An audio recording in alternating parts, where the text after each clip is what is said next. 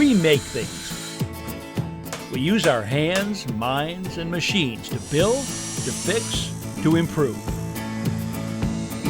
We're known as do-it-yourselfers, home improvement fans, fix-it fanatics, inventors. At our core, though, we're all makers.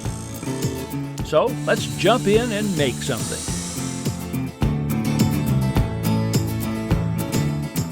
Hi, I'm Ron Hazelton. Welcome to the show.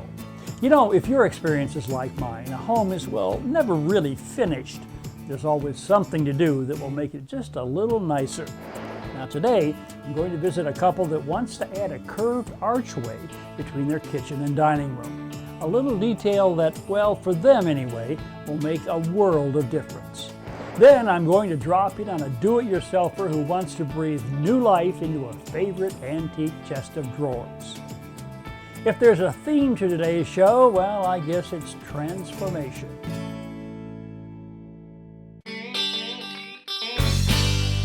Now, sometimes a little bit of detail goes a long way. I'd say that's the case in the project coming up. Lisa and Darren Hoffman's home in Tucson, Arizona is southwestern in style, with a rounded arch leading to the back of the house. But in the passageway from the kitchen to the dining room, well, it's all angles. There's not a curve to be seen. They'd like to change that, so I'm going to pay them a visit and see if I can lend a hand.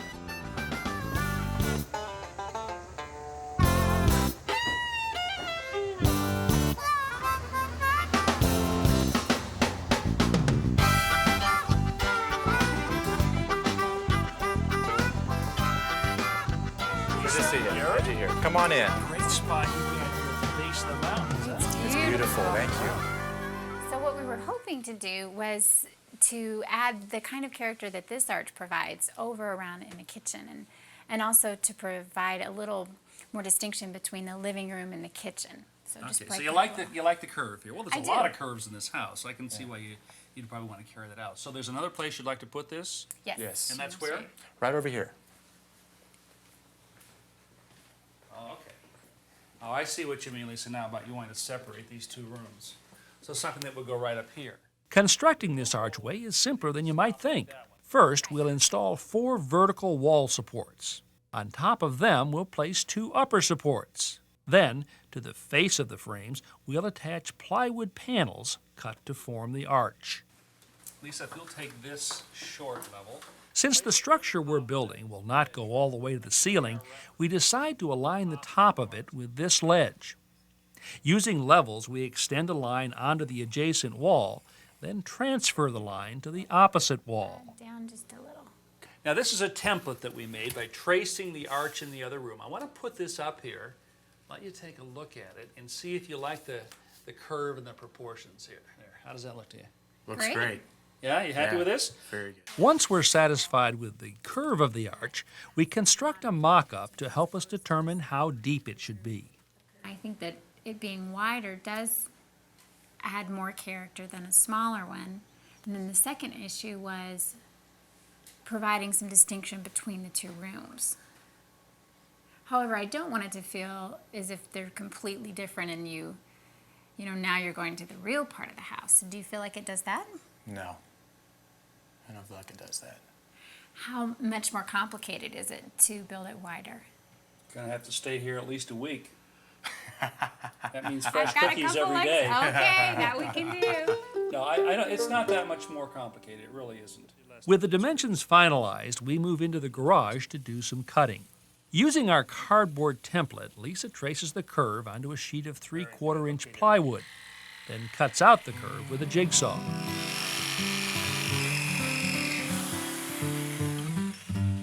All right, very nice. Next, Lisa switches to the chop saw, or power miter box, and cuts the 2x4 wall and top supports. Very nice. Okay, guys. Good. Now, since we don't have wall studs in that wall where we need them to attach these pieces of wood, we're going to use toggle bolts. This is a toggle bolt, and this is the way it's going to work. We're going to put the bolt part of this through the 2x4, and then we're going to attach the toggle on the other side. Just a few turns like this. Now to insert the toggle into the hole in the wall, we're going to have to pinch these wings together. Like we're going to slide this through the hole in the wall, and then as it goes through the hole, these wings are going to flip out like that. They're going to catch. And then as we tighten this bolt right here, it's going to pull this piece of wood up snugly to the wall. Okay, well, I've kind of commandeered your kitchen island here to make a temporary workbench. These are the first pieces of framing that we're going to put up on the wall right here. So what I'd like you guys to do is just drill a hole through here. These are going to have to be put up with toggle bolts. So as vertical as you can make these will help, okay? Darren holds the supports in place, while Lisa inserts a bit into the pre-drilled holes, transferring the hole locations onto the wall. Then, using a bigger bit, Lisa enlarges the hole so that it's big enough to allow the toggle to pass through. Lisa and Darren work the toggle bolts through and tighten them into position on all 4 vertical supports. Next, Lisa and Darren set the top supports in place and secure them with screws. All right, well, here's our first arch. You guys did a nice job cutting that out. We're going to just set this right up here now on our frame. The plywood arch is screwed securely to the frame, making the entire structure quite strong at this point. Next, the couple installs the first of 5 stringers that will form the framework for the interior of the arch. 3 more stringers span the top of the structure. Here you go, Lisa. Next, we cover the top of the framework with wallboard, attaching it with screws. Okay, Lisa, here's the face panel. Now it's rectangular right now. We're going to cut the curve after we put it up. Just let me know when it's flush up there. Okay, a little more, about an More? inch or so. More? There we go, that's Okay. good. I'm going to hold this now. Why don't you go ahead and put a couple screws in.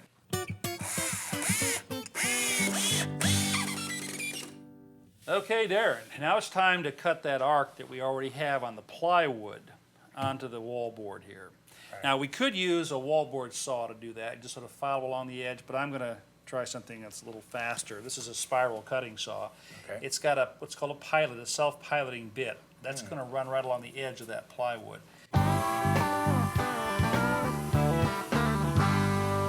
Now it's time to cover the curved interior of the archway. Using a garden hose and sponge, we'll apply a small amount of water to a piece of 1/4-inch thick wallboard.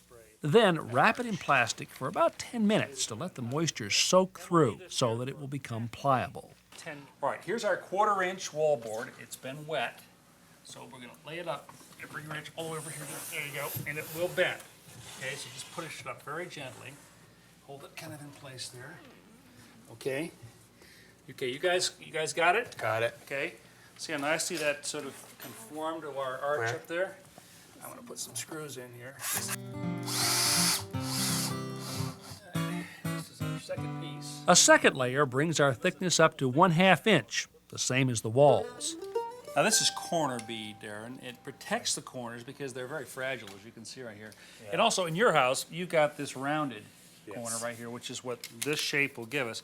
But also, this has been cut or curved to allow it to bend in an arc, Okay. which is what we need right up here. So if you'll hold your end right there, what I'm going to do is come over here and just kind of get an idea about how long this should be. The plastic corner bead cuts easily with scissors and is held in place with ring shank nails, which must go through the wallboard and into the framing.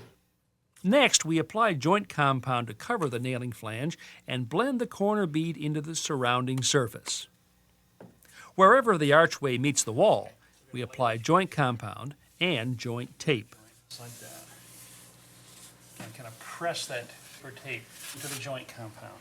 Okay. Now the paper tape acts to reinforce this joint, keeps it from cracking.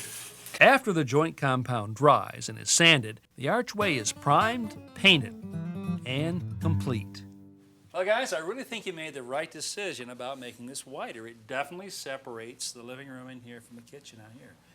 Is that what you wanted? I'm very pleased. It adds a great deal of interest to the home, I think. Oh, great, great. It's actually better than I expected. Better? Yeah. Oh, that's nice to hear. You know, the real beauty of this archway is that it blends seamlessly into the architecture, as if the builder himself had put it there.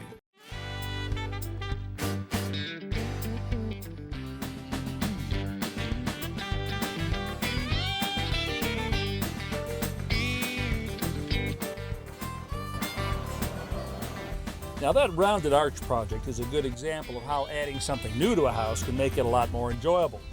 My next project is about taking something old and making it good as new. I'm headed to Rochester, New York, and I'm going to pay a visit to Phyllis McKenzie. Hi Phyllis, how are you? Hi Ron. So nice to meet you. It's nice to meet you and welcome to Rochester. Well, thank you very much. What a gorgeous neighborhood this is. Do Oh, you these like it? trees and flowers. Oh, I love your garden. Do you? Oh, there's color everywhere. Oh, this is Yeah. beautiful. So you've got a couple passions. You've got gardening and antiques. Tell me about today's project. It's a wonderful old dresser that I stripped. It was painted white or I would have never stripped it.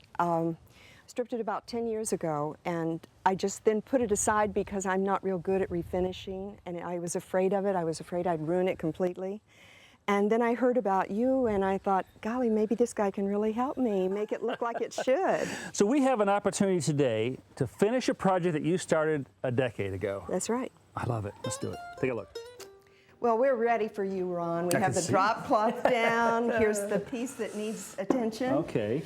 I'd say what, about a mid-1800s, something like this? I think so. Okay. Well, let me show you what I see here. This is some of Okay. the old finish that you didn't get off right here. That's So right. you just strip that off.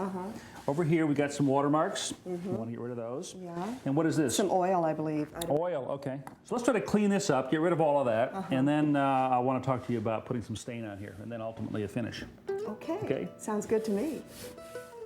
Now, Phyllis, this is a semi-paste stripper. It's kind of thick, but it's good because a few of these surfaces are vertical. This won't run off as quickly. I see. Now, the key about putting stripper on, I've found, and you've done a fair amount of refinishing yourself. I'd like to just put this on with a minimal amount of brushing. Just lay it on like that. Overbrushing causes the stripper's active ingredients to evaporate before they can do their job. How am I doing? Doing very good. Yeah, that's good. Now, we're going to stop here in a second because we want to catch this before it dries out. In fact, let's come back over here where we started Okay. and do a little test. Okay, it's only been about 2-3 minutes. You see, this is not releasing yet. See, that's the finish right there, that white. So we just want to let this sit now and let the chemicals do all the work for us. So I'll just give us a few more minutes. After another several minutes, it's obvious to us that the putty knife's not going to get the old finish off. So we switched to steel wool. Now, this is a little bit more stubborn than I thought it would be, but the steel wool here is taking off. This is a medium coarse steel wool, and I'm going with the grain, of course. Well, you know that. Right. And you can see right here we're getting that finish off. This brown stuff right here, that is the old finish. Now, this is lacquer thinner. It's a solvent. I like to use it for a couple of reasons. It tends to neutralize the stripper, and some strippers have wax in them. So this helps kind of remove the residual wax from the stripper before you do any finishing. While Phyllis cleans up the top of the dresser with lacquer thinner, and we make sure there's plenty of cross ventilation for this, I begin to apply fresh stripper to the next level. We're working on small areas at a time so the stripper won't dry out. Getting the old finish out of turnings, carvings, and intricate moldings requires a special tool. This is a brass bristled brush, like a toothbrush. It'll make short work of that. Just takes it right off. Yeah, it really works. Section by section, we apply stripper, work the old finish off with steel wool, and neutralize the surface with lacquer thinner. Well, this came out surprisingly well. You know, even that oil Certainly spot did. down there, the stripper got rid of. But we still have some very stubborn spots right here and right here. These are probably watermarks. The way we're going to get rid of these is with something called oxalic acid. You'll find this in a hardware paint store under wood bleach. Now we want to add this to some hot water, as hot as you can get it out of the tap. The hotter the better. Oops, going to dribble a little bit there.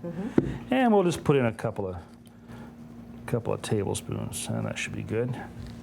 Then we'll just take a brush and mix this up, and then we'll paint this right down here on these watermarks. Now, I could just put this on the area that's got the ring, but there is some discoloration all over the top of this, so I'm just going to apply it to the entire surface here. Okay, Phyllis, would you mind doing the bottom shelf down there? Not at all. Okay, now unlike the stripper, we can keep brushing this as we want to kind of work it into the wood, so until it really soaks in. As soon as the oxalic acid dries, leaving a powdery residue, we rinse it off using a sponge in warm water.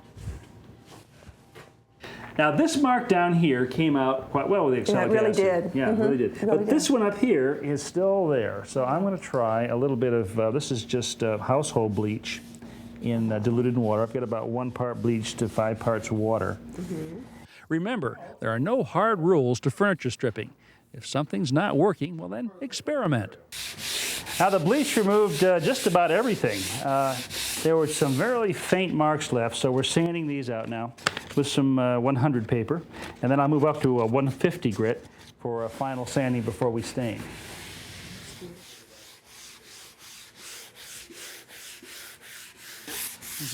Yeah.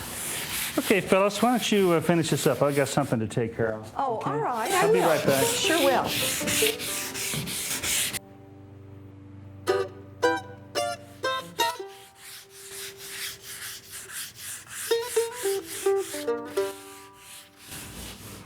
This is going very well. Very well, very nice. Right. Well, I wondered where you went. I had a planning meeting. Oh, did you? Oh, all right. Okay, well, we'll dust this off now, and then Okay. we're just about ready to stain. Nice work. All right. Very nice work. A good wipe down with a tack cloth will remove any dust or gritty residue that may have been left over from the sanding. Okay, well, it's time to stain. All right. I'm going to suggest that we use this gel stain. So let's apply this with a brush, starting up here at the top. Oops, a little see. drop there. I like gel type stains because they're easy to control. They minimize drips, runs, and splashes, and they can be applied with a cloth or a brush. I make sure to thoroughly work them into crevices, details, and carvings. The instructions for this stain say to stop after about 3 minutes and wipe off all the excess. So we'll do this in sections.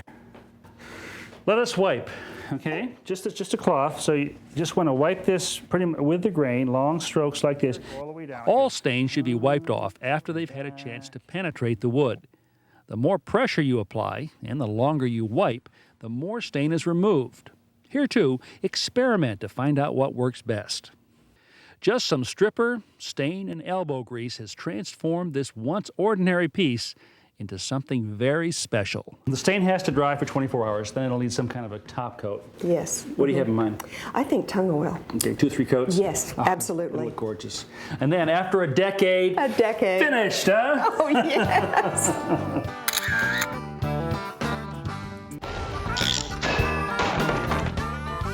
Now, if you're going to be rolling paint on walls like these, here's a tip that'll save you time and give you more uniform results. Instead of putting your paint in a pan like this, put it in a 5-gallon bucket. In this case, we've got 2 gallons to put in here. Now, if there's any color variation between these 2 gallons, it's going to go away when I mix them together. Everything's mixed. Now, we're going to drop this over the side of the bucket. This is called a painter's screen. And instead of going back to a paint pan and dipping our roller in that, we're going to dip this directly into the 5-gallon bucket. Submerge it like that. Roll off the excess on the screen, and we're ready to paint. Now, this means you have far fewer stops to refill a roller pan like that, and as long as you keep this bucket up close to the wall, you have to spend almost no time reloading. Place the fully charged roller near the top of the wall and make one long stroke from top all the way down to the bottom and back up again. Recharge the roller, move over about 1 roller's width, and repeat that process. After you've made 3 or 4 stripes, then come back and blend them together with long vertical strokes going from the top all the way down to the bottom. Try this technique. It'll save you time and you'll avoid what painters call holidays. That's the spots on the wall where you just didn't get quite enough paint. To view today's projects again, visit ronhazelton.com, where you'll find hundreds of how-to videos available 24/7.